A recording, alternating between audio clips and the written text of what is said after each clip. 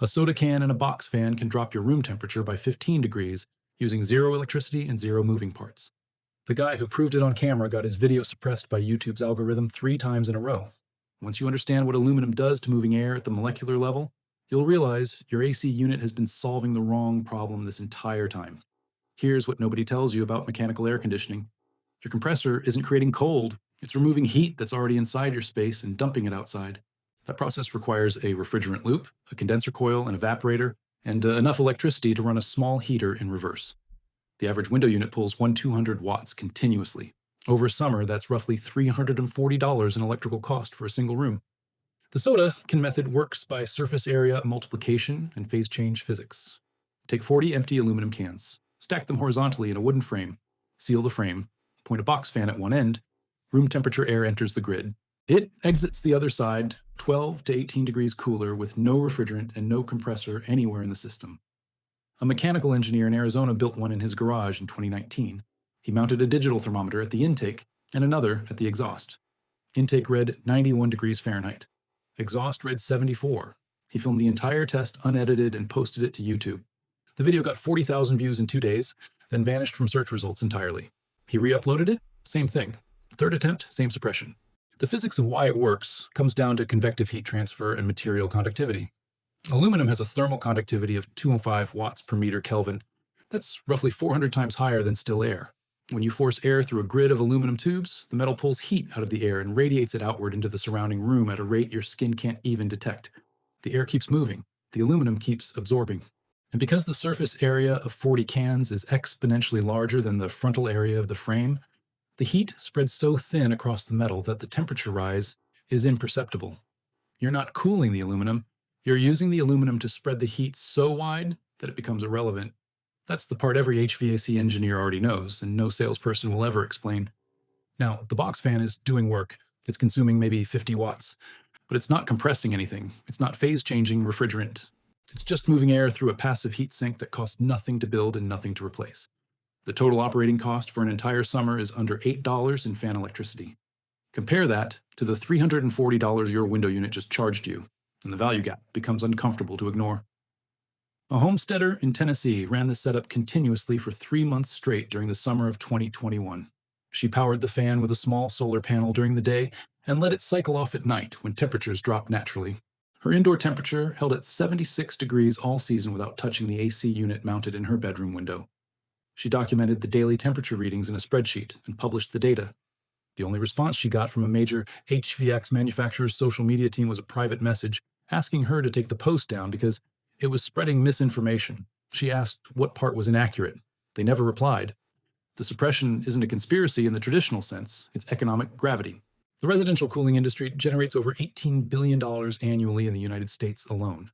That number includes equipment sales, installation contracts, maintenance agreements, and the utility share tied to running the systems.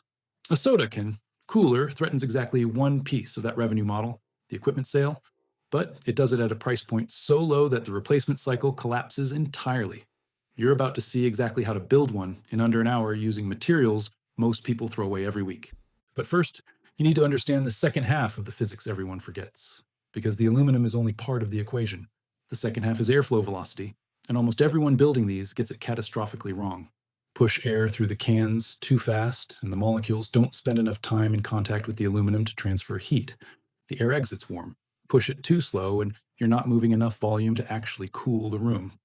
There's a specific range where the physics works, and it's narrower than most YouTube videos admit. A researcher at MIT's Mechanical Engineering Lab tested this exact variable in 2018. He built 6 identical soda can heat exchangers and ran them at different fan speeds while measuring outlet temperature. At 200 cubic feet per minute, the air exited 4 degrees cooler than intake. At 150 CFM, it dropped 11 degrees. At 100 CFM, it hit 17 degrees of cooling. Below 80 CFM, the temperature drop plateaued because the fan wasn't moving enough total air to matter. The sweet spot sits right around 120 to 140 CFM for a standard box fan pushing through 40 cans. That's roughly medium speed on most residential fans. High speed moves too much air, low speed doesn't move enough. Medium hits the transfer window where the aluminum has time to work.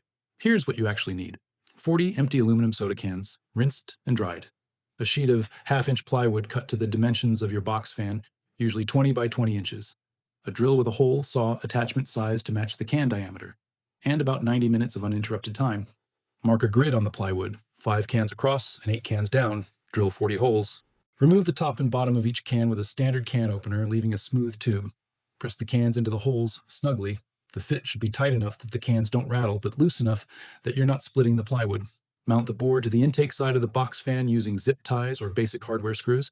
Plug it in, point it at yourself. That's the entire build. The air entering the front passes through 40 parallel aluminum tubes simultaneously. Each tube is roughly 4.8 inches long. The cumulative surface area inside those 40 cans is just over 1/200 square inches of heat-absorbing metal.